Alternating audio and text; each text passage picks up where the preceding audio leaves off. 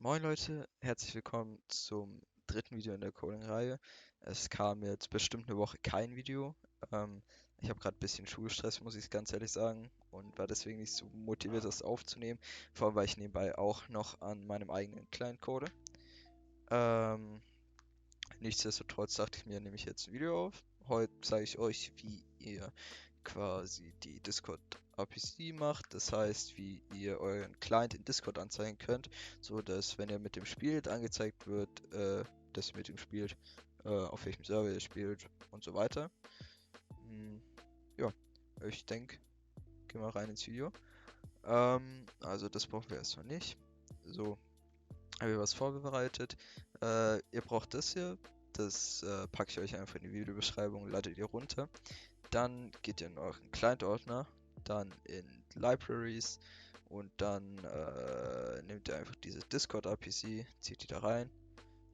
Das passt. Und dann geht ihr hier auf discord.com/developers, dann /applications. Ich lasse euch den Link, glaube ich, auch einfach mal in der Videobeschreibung. Und zwar, hier seht ihr schon, habe ich schon zwei, das ist jetzt unbedeutend. Dann geht ihr auf New Application. Ihr müsst dazu natürlich angemeldet sein. Ähm, Dann, wie nenne ich das jetzt? Ich nenne es einfach mal PvP-Client. So. Ähm, Dann hier nehmen wir einfach mal, das hier ist von meinem eigenen Client eigentlich, aber ich packe es jetzt hier einfach mal rein, weil ich benutze das Ganze ja eh nicht wirklich. Oder nicht mehr jetzt richtig. Ähm, Sondern nur fürs Tutorial, denke ich. Die Client-ID hier, die brauchen wir demnächst dann, um das einzubinden. Die könnt ihr euch kopieren und dann irgendwie so hier, zack, hier so könnt ihr, by the way, was rauskommenten quasi, dass das Ganze einfach nicht im Code ist. Das können wir jetzt auch einfach hier tun. Das hat keinen Einfluss auf den Code, nur damit es quasi zwischengespeichert ist, damit wir das nicht später nochmal raussuchen müssen. Dann geht ihr, wenn ihr das Ganze gemacht habt, auf Rich Presence und dort nehmt ihr dann erstens nochmal ein Icon, dann geht ihr auf Add Images und das gleiche nochmal und schreibt hier Large rein, weil es das Large-Logo sein soll, das wir anzeigen. Dann saved ihr das Ganze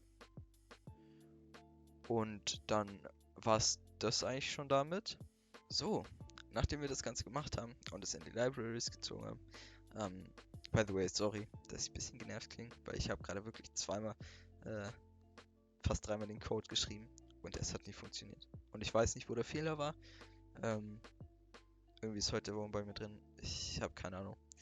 Ähm, Was wir aber jedenfalls machen, ist, wir erstellen, oder nein, wir stellen noch keine neue Klasse. Tut mir leid. Wir gehen auf Bild und sagen erstmal Rebuild Project. Ähm, Das kann kurz dauern, aber das sollte passen. Hm. Wir haben ja noch nicht so viel geschrieben. Ich hoffe, das passt jetzt, damit die äh, Library auch richtig imported wurde. Kann sein, dass es sonst nicht funktioniert. Und dann erstellen wir eine neue Klasse. Die nennen wir Discord API. Zack. Ja. Und dort machen wir erstmal drei neue Methoden. Public Void Start. Zack. Dann machen wir Public Void Shutdown.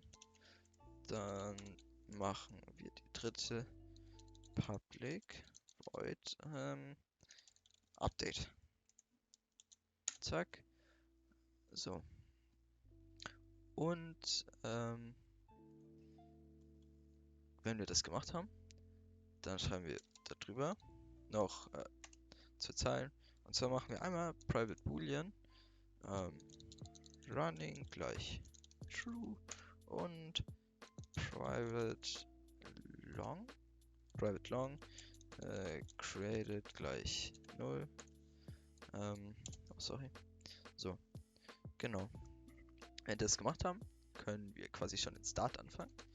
Und dort schreiben wir erstmal rein, this.created equals system.current time millis für die Zeit, wann es quasi begonnen hat. Und hier schreiben wir dann rein, Discord Event Handlers. Achso, ne, nichts Punkt. Handlers gleich new Discord Event Handlers Punkt. Was habe ich wieder falsch? Oh. Discord Event Handlers gleich new Discord Event Handlers. Eigentlich müsste alles passen. Discord Event Handlers.builder. Warum konnte ich das da nicht reinschreiben? Ich weiß es nicht. Set ready Event Handlers. Gut. Dann new ready callback. Dann wird das Ganze hier importiert. Quasi, mehr oder weniger. Und hier schreiben wir dann einfach rein User. Das Ganze sollte einfacher sein. Und hier können wir im Grunde schon mal sagen, System.out Printline und dort schreiben wir rein, willkommen plus user.username plus Hashtag für die ID halt, für den Hashtag. Und dann sagen wir plus user.discriminator plus Punkt. So, das sollte so passen. Wenn wir das gemacht haben, dann schreiben wir hier rein. Update. Und hier können wir reinschreiben. Starte. Punkt. Natürlich falsch geschrieben. War ja klar. Genau. Das sollte passen. Dann schreiben wir hier noch hinter Punkt Bild. Closen das und sagen hier Discord APC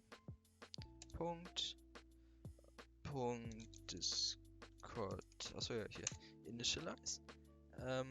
Und da haben wir dann, jetzt habe ich die ID natürlich nicht, weil ich das Ganze vorhin gemacht habe und dann die ID quasi gelöscht habe, von da wo ich sie gespeichert habe. Kann man nochmal copyen. Das Ganze natürlich in, ja, ihr wisst. Dann sagen wir Komma, Handlers, Komma, True. So. Und genau, dann sagen wir New Thread, natürlich auch. Also, heute ist irgendwas New Thread. Da schreiben wir rein, Discord, RPC Callback. So. Und, falsch machen das Ganze so. Und dort dann können wir direkt Discord können wir sagen, das muss ich mal kurz schauen. Punkt. Ja, ne, es funktioniert nicht, ne? Run Call. Ne, schade. Wie habe ich denn das gemacht, dass es direkt importiert wurde? Ich hab's wirklich vergessen, leider. Public void run. Zack, zack, zack. So. Dann schreiben wir da rein. While running. Die haben wir erstellt. Das Ganze nochmal auf. Und dort schreiben wir dann rein. Discord. So, Discord RPC. Ach Gott. Discord run callbacks. Und dann sagen wir hier Punkt Start. So. Genau. Was machen wir jetzt?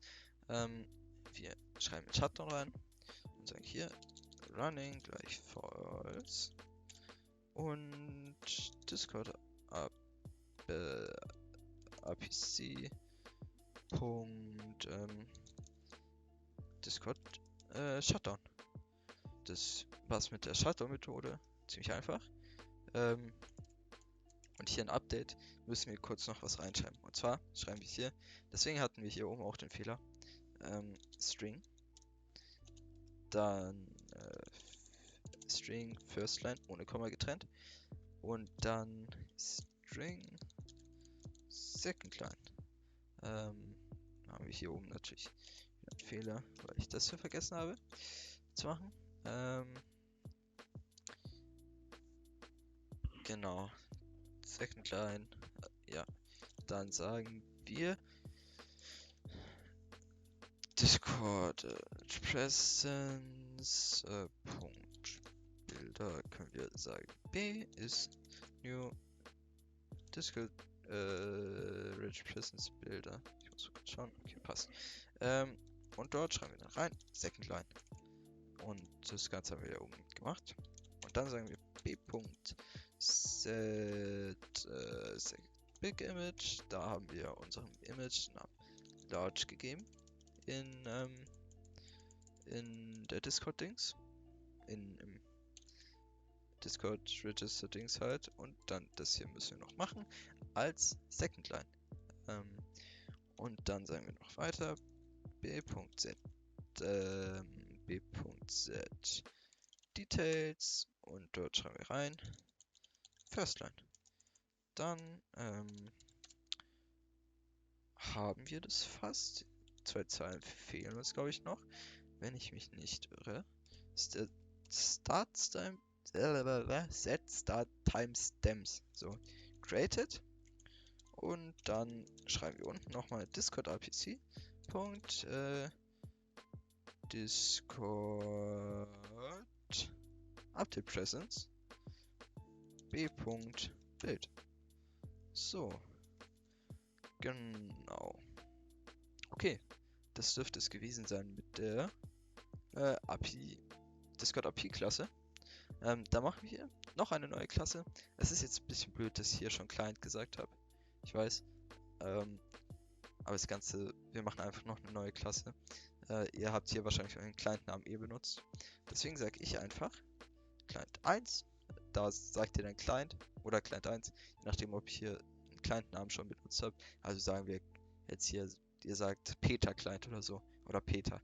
Dann schreibt ihr hier jetzt Client hin. Und in diese Klasse schreiben wir erstmal public void init und als zweites machen wir auch hier public void shutdown. Genau. Wie machen wir weiter? Wir schreiben auch hier wie vorhin 2 Zeilen darüber. Und zwar public static final client beziehungsweise Client 1. Client 1 Instance ist new Client 1. Zack und zack. So, das ist Zeile 1. Und dann nehmen wir 2 und da sagen wir dann public, wahrscheinlich void, public static final client 1 get instance. Das Ganze wird auch schon vervollständigt. Zack. Und dort schreiben wir rein return instance. Zack und zack. So, das Ganze passt dann hier. So, was machen wir als nächstes darüber noch? Wir sagen noch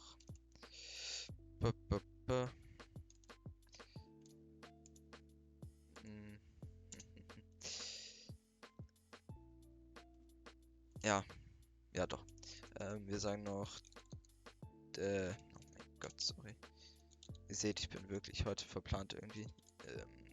Discord API, was wir ja gemacht haben. Discord API gleich new. Discord API. Zack. So, was ist hier an Private falsch? Was habe ich falsch?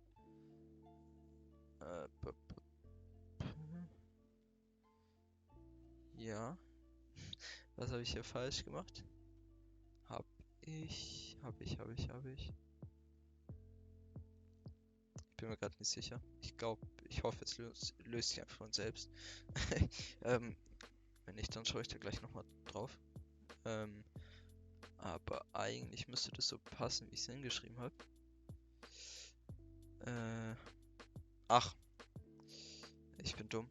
Tut mir leid. Natürlich kommt das Ganze nicht in die Klammer vom getInstance mit rein, sondern darunter. Dann machen wir hier in init weiter. Dort werden wir auch zum Beispiel Sachen reinschreiben, wenn wir mal unseren Loading Screen modifieren oder sowas. Und dort schreiben wir rein Discord API.start. Quasi zum Starten. Und dann schreibt ihr genau. Da sagt ihr in Shutdown Discord API.shutdown und in habe ich hier so viel freigelassen. Und dann schreibt ihr noch eins darunter. Public Discord API get Discord API. Fast das gleiche wie vorhin. Wie oben. Und dort schreibt ihr dann rein. Return Discord API. Zack. Genau. Dann gehen wir in Minecraft. Und dort, hier haben wir das hier geschrieben. Dort suchen wir dann nach Start Game. Das dürfte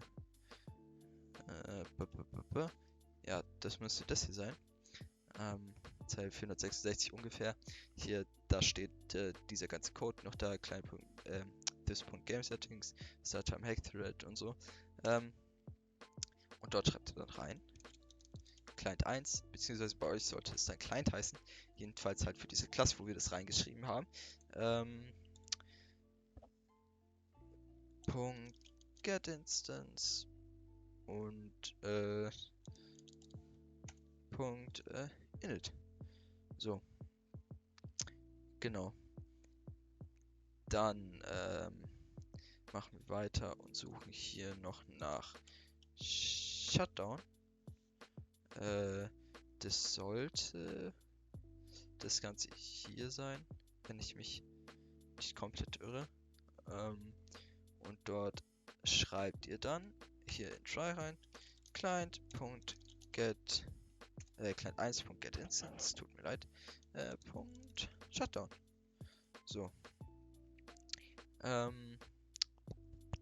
So, wenn wir das Ganze gemacht haben, gehen wir in die hallo? Kann das Ganze? Naja. GUI Ingame. Oh. GUI Ingame. Und dort schauen wir dann nach init init GUI. Ach. Ja, es tut mir leid, ich bin wirklich verplant heute. Nicht GUI Ingame natürlich, sondern GUI Main Menü. So. Tut mir leid, ich muss immer schauen, wie lange ich schon aufnehme. Weil ich tatsächlich gerade keinen Speicher frei habe und gucken muss, wie lange ich noch aufnehmen kann. Aber neuer Speicher ist unterwegs, also alles gut. So, das Ganze sollte dann hier sein. 180 bei euch kann es wie gesagt immer bisschen anders aussehen von der Zahl her. Und dort können wir dann reinschreiben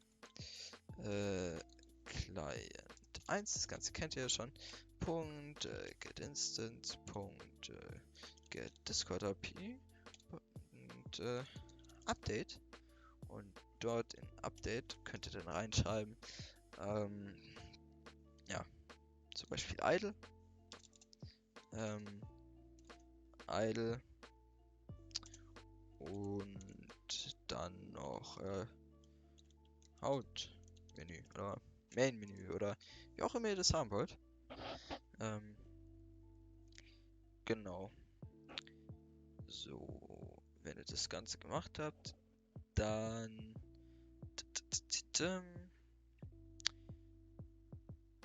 schaut ihr in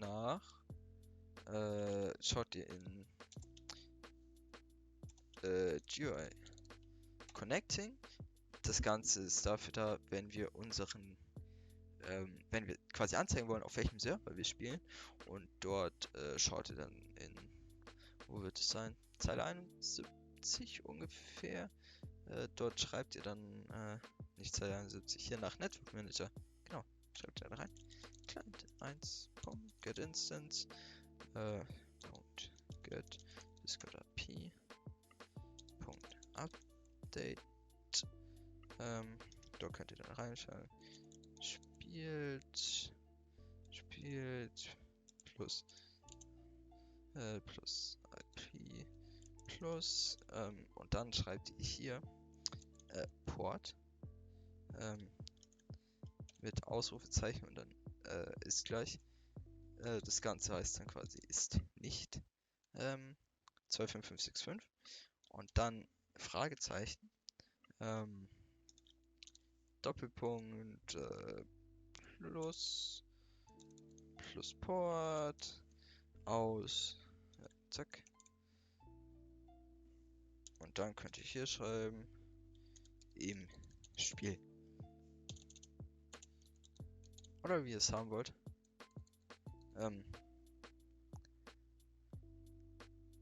Ja, genau. So, das Ganze ist jetzt nur für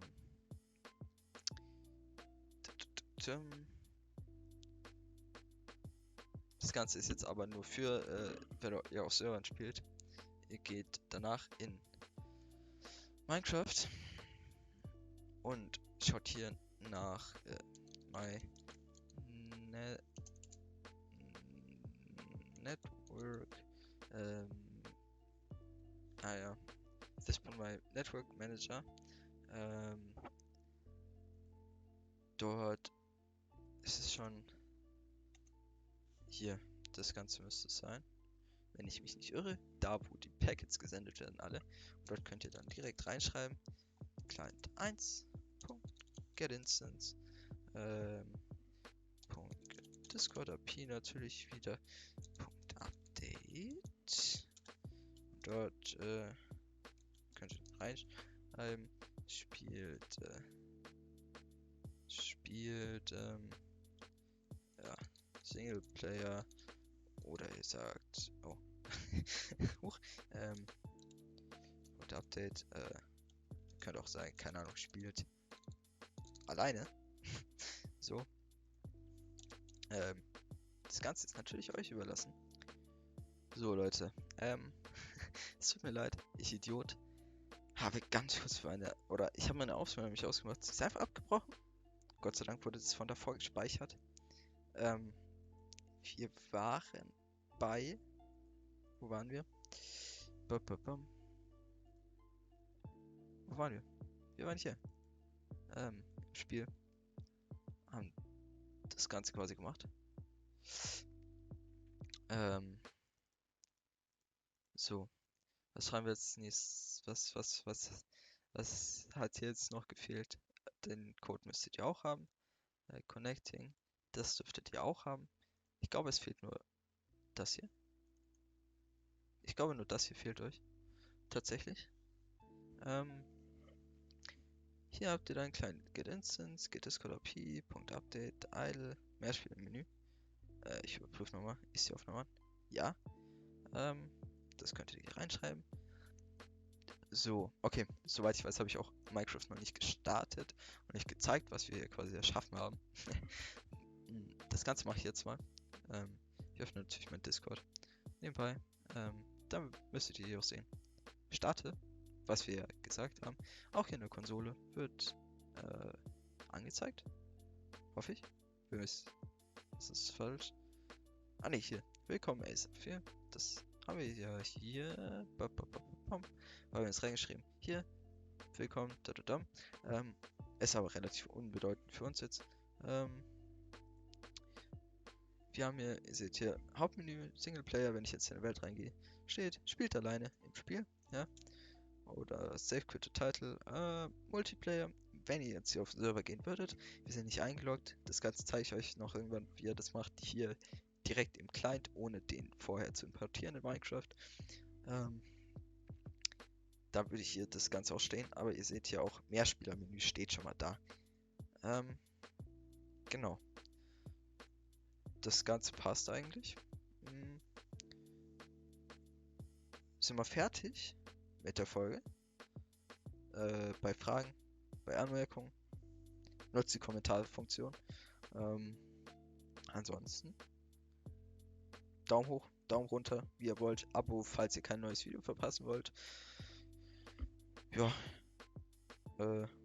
schreibt gerne rein, was ihr als nächstes haben wollt. Ich würde gerne so ein GUI machen, dass ihr das zum Beispiel FPS und so einfach frei herumziehen könnt auf dem Bildschirm. Bin ich aber wirklich schlecht drin. Habe ich einmal gemacht erst und das strikt nach dem Tutorial. Und das ist echt eine schwere Sache, würde das Ganze auch lange dauern. Bin ich mir noch nicht sicher, ob ich das mache. Ja, schreibt aber gerne rein, was ihr als nächstes machen soll. Ansonsten würde ich euch noch einen schönen Tag wünschen. Ciao. Ja, ciao.